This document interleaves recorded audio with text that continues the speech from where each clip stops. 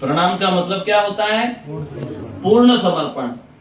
यदि जिस समय विवाह होता है तो विवाह के समय के अंदर पत्नी को जो कन्या होती है उसका दान पिताजी कर देते हैं और वहां पर वो पत्नी भी पूर्ण रूप से अपने पति के समर्पित हो जाती है, तो उसका नाम क्या हो जाता है? भार्या।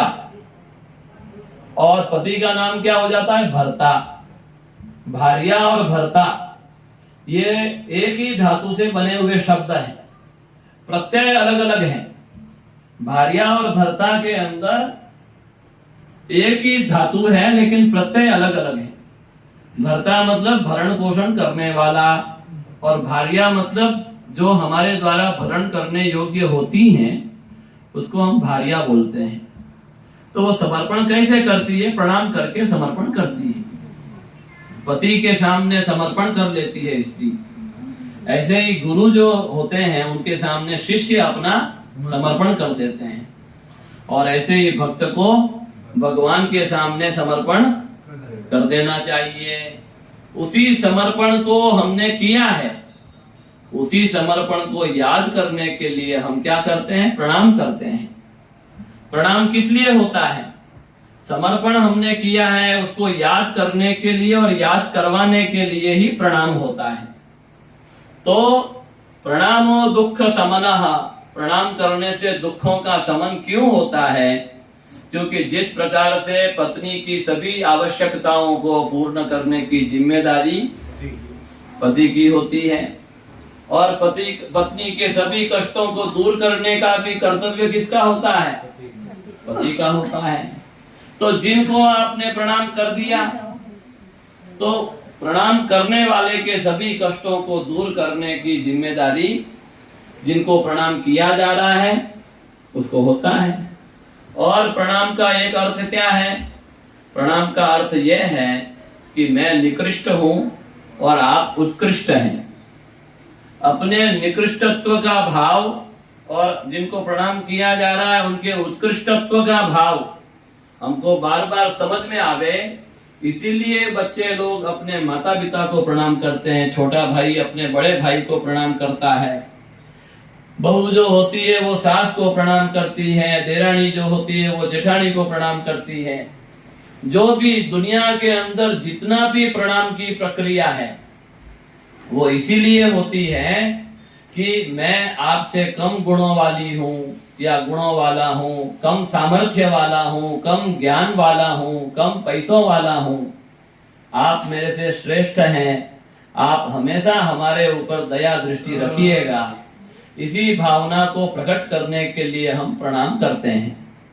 तो जब व्यक्ति भगवान को प्रणाम करता है तो भगवान के सामने यह बात हम समर्पित कर देते हैं कि मेरे अंदर कोई योग्यता नहीं है, मान लो मैं आपकी भक्ति नहीं भी करता हूँ फिर भी मैं हूं तो आपका, मैंने अपने आप को आपके समर्पित कर दिया है, मैं आपके शरणागत हो गया हूँ, अब मेरी जिम्मेदारी आपके ऊपर है। तो प्रणामो दुख शमनः, जब व्यक्ति सच्चे प्रकार से प्रणाम कर लेता है भगवान को तो वो भगवान का भक्त हो जाता है। और भक्ति जब आ जाती है हृदय के अंदर तो भक्ति के साथ में ज्ञान भी आ जाता है, ज्ञान आ जाने के बाद में वैराग्य भी हो जाता है। और ज्ञान वैराग्य और भक्ति जिसके जीवन में आ गई तो उसके जीवन में तो भगवान आ गए। तो जहाँ भगवान है वहाँ दुख हो ही कैसे सकता है, वहाँ चिंता हो ही कैसे सकती है, वहाँ भय हो ही कैसे सकता है। तो चिंता शोक भय ये सब के सब एक बार प्रणाम करने से मिट जाते हैं। इसीलिए कहा गया है कि प्रणामो दुख शमनः, प्रणाम करने से दुखों का शमन हो जाता है। किसको प्रणाम करने से दुखों का शमन होता है? तो भगवान हरि को।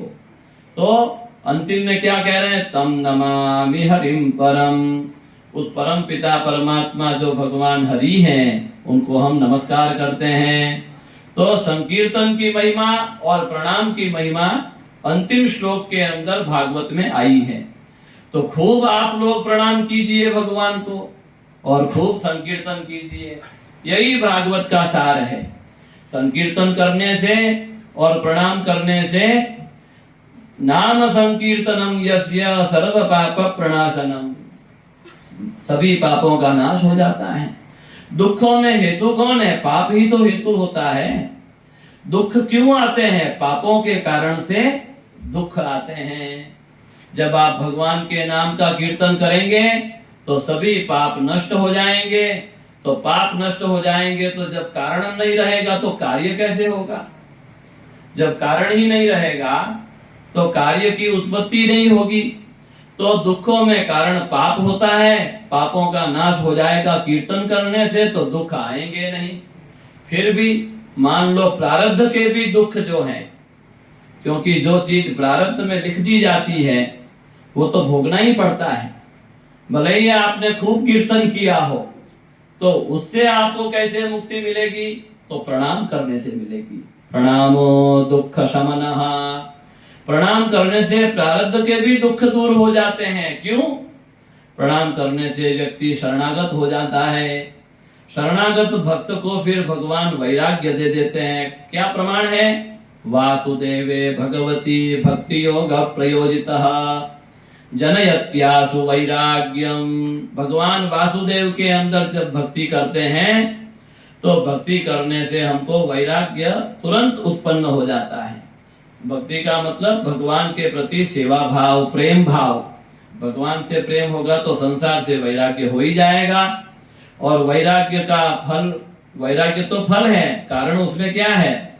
ज्ञान है। तो ज्ञान, वैराग्य और भक्ति प्रणाम करने से आपको मिल जाएगी। इसीलिए क्या कहा? प्रणामो दुख शमनः। जब आपको वैराग्य और ज्ञान हो जाएगा तो आप क्या कहेंगे कि अरे भाई ये दुख सुख जो भी है वो मेरे ऊपर नहीं आ रहा है। शीतोष्ण सुख दुखेषु समसंग विवर्जितः, वह संग से मुक्त निस्संग होकर के सुख दुख मान अपमान सर्दी गर्मी इन सब से ऊपर उठ जाता है। तो इसलिए दो काम आपको हमेशा करने हैं। क्या करना है? भगवान के नाम का कीर्तन करना है और भगवान को प्रणाम करना है। भगवान को प्रणाम करने का भी उपाय बता देते हैं। केवल मंदिर में और केवल भगवान के चित्र में ही भगवान को नहीं देखना है। अपने माता पिता में, अपने बड़े भाइयों में, अपने से जो भी बड़े होते हैं सब में प्रणाम, सबको भगवान देखना है। तो फिर क्या छोटों में भगवान को नहीं देखना है? छोटों में भी भगवान को देखना है, लेकिन उनको मन में प्रणाम करना है। उनको क्या करना है? प्रणाम उनको भी करना है, लेकिन मन में, क्योंकि व्यवहार बिगड़ना नहीं चाहिए।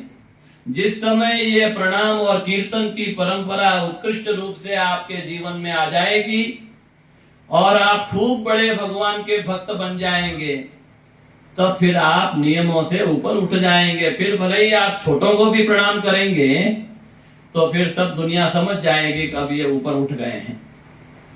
लेकिन जब तक वो नहीं आती है स्थिति, तब तक मर्यादा में रह करके, हमारी मर्यादा नष्ट नहीं हो, बड़ों को प्रणाम करना है, छोटों से प्रणाम करवाना है, लेकिन मन में छोटों को भी प्रणाम करना है। इस प्रकार से सर्वत्र परमात्मा का दर्शन करते हुए कीर्तन करना है और प्रणाम करना है। यही भागवत का सार है। बोलिए श्रीमद् भागवत महापुराण की जय। श्री कृष्ण गोविंद हरे मुरारे, हे नाथ नारायण वासुदेव। श्री कृष्ण गोविंद